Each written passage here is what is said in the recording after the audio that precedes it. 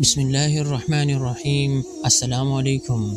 آج کی ویڈیو میں ہم ایک دلچسپ سفر پر نکلیں گے جہاں ہم جانیں گے عرب کے جغرافیائی مقام اور اس خطے میں پروان چڑھنے والی قدیم عرب اقوام کے بارے میں۔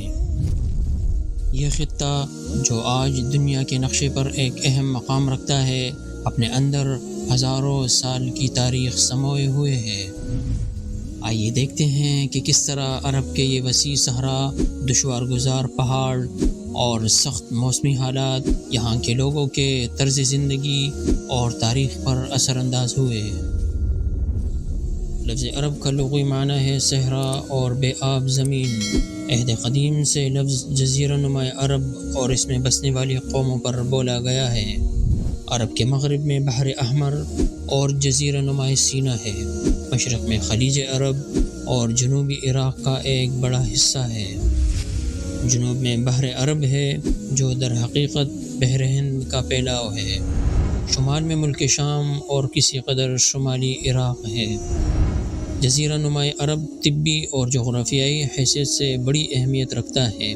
اندرونی طور پر یہ ہر چار جانب سے صحرا اور ریگستان سے گھرا ہوا ہے۔ اس کی بدولت یہ ایسا محفوظ قلعہ بن گیا ہے کہ بیرونی قوموں کے لیے اس پر قبضہ کرنا اور اپنا اثر و نفوذ پھیلانا سخت مشکل ہے۔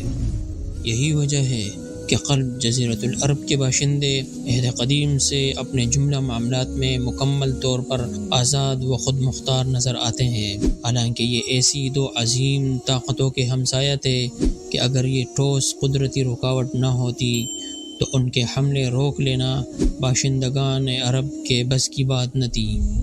بیرونی طور پر جزیرہ نما عرب پرانی دنیا کے تمام بر اعظموں کے بیچوں بیچ واقع ہے اور خشکی اور سمندر دونوں راستوں سے اس کے ساتھ جڑا ہوا ہے۔ اس کا شمال مغربی جانب بر اعظم افریقہ میں داخلے کا دروازہ ہے، شمال مشرقی جانب یورپ کی کنجی ہے، اور مشرقی جانب ایران، وسط ایشیا اور مشرق بعید کے دروازے کھولتا ہے اور ہندوستان اور چین تک پہنچاتا ہے۔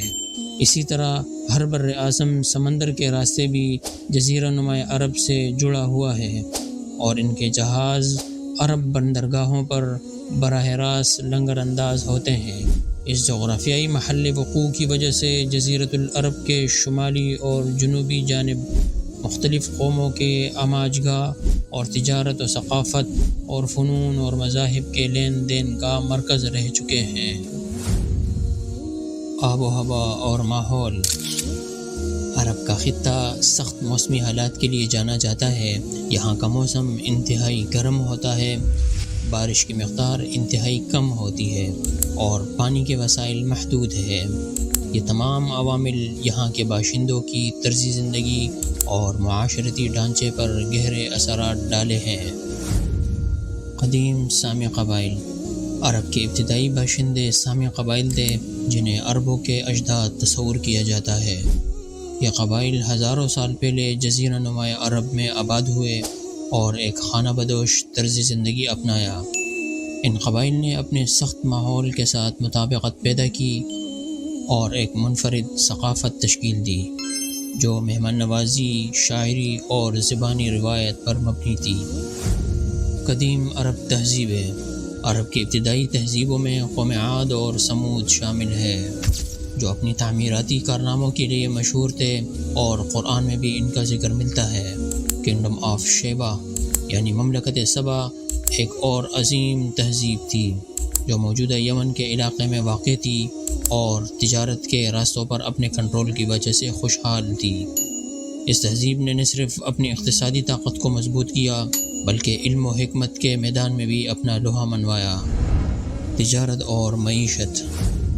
قدیم عرب دنیا میں تجارت کو مرکزی حیثیت حاصل تھی۔ قافلے جزیرہ نما عرب کے مختلف حصوں میں سفر کرتے اور مشرق کو بحر روم اور افریقہ سے ملاتے۔ اس خطے کے اہم تجارتی شہروں میں مکہ اور پٹرا، جسے البترا کہا جاتا ہے، شامل تھے جو تجارت اور ثقافت کے مراکز بن گئے تھے۔ عرب کا ثقافتی اور مذہبی سنگم۔ عرب کا محل وقوع اسے مختلف ثقافتوں، خیالات اور مذاہب کا ایک مرغوبہ بنا دیتا ہے۔ اسلام سے پہلے بھی عرب کے لوگ مختلف مذہبی روایات پر عمل کرتے تھے، جن میں بت پرستی، عیسائیت اور یہودیت شامل تھی۔ مکہ میں کعبہ کا ذکر کرے، جس کا اسلام کے ظہور سے قبل بھی ایک مرکزی مذہبی مقام تھا۔ اسلام کا ظہور اور عرب کا انقلاب۔ 7ویں صدی عیسوی میں مکہ میں حضرت محمد صلی اللہ علیہ وسلم کے ذریعے اسلام کا ظہور ہوا، جس نے عرب معاشرے میں گہری تبدیلیاں لائیں۔ اسلام نے عرب قبائل کو ایک توحیدی پیغام کے تحت متحد کیا اور اس کا اثر تیزی سے جزیرہ نما عرب سے باہر پھیلنے لگا۔